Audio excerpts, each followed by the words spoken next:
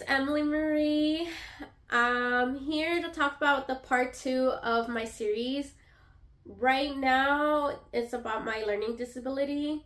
So, if you guys haven't seen part one or my intro video, those two videos will be linked in the bio. So, what I will be talking about, like I said, it's my learning disability. I didn't get diagnosed until I was in middle school.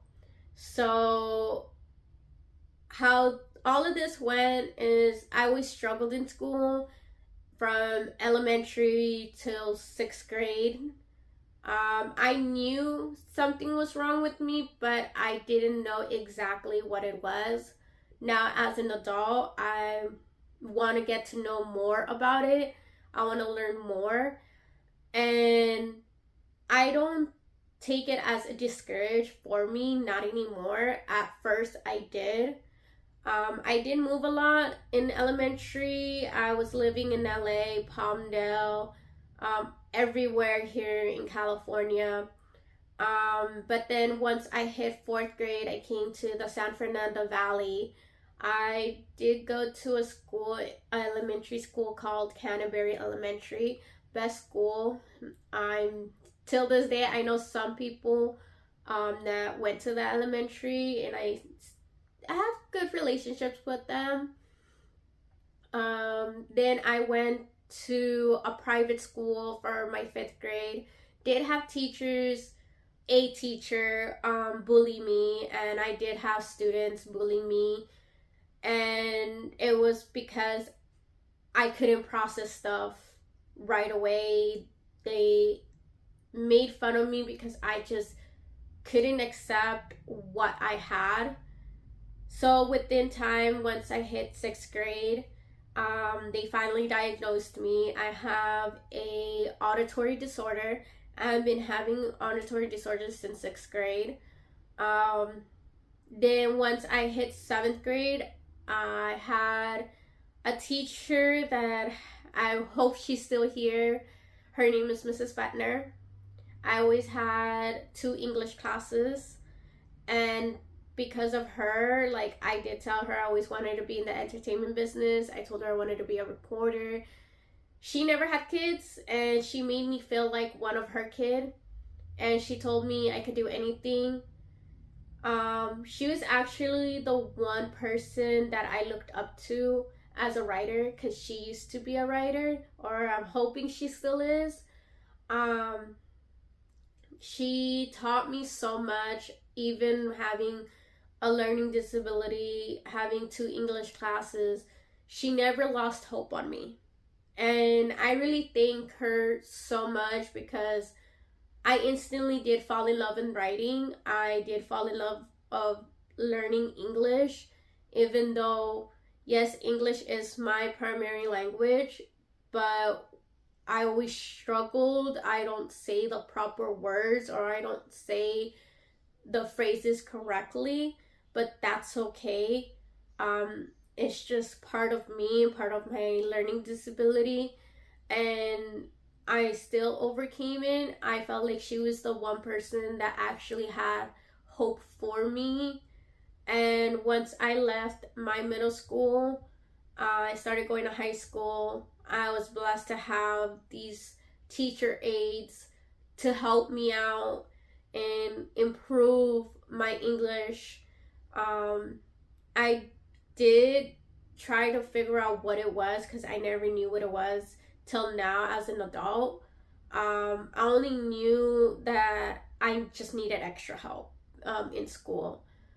But once I started going to college, I had to get retested. And once I got retested, was in the disability program back in Valley. That's been a long time ago. That's been almost, I want to say, 12 years, almost 11 or 12 years that I've been out of college. And I did speak to the psychologist there, telling her my dream is to be a reporter. She actually told me that that will never be, because of my auditory disorder. Um, I will never forget that day that she told me that. Yes, I kind of figured an auditory disorder in high school, but I never put myself down and be like, okay, yeah, I don't care, I'm gonna figure it out.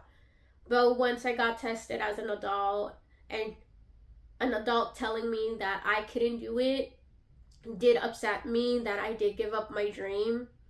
Now that I started doing this, being on YouTube, doing social media for 5 months, did YouTube for almost a month now, because I'm doing this made me realize that I could still do anything even if I have a learning disability.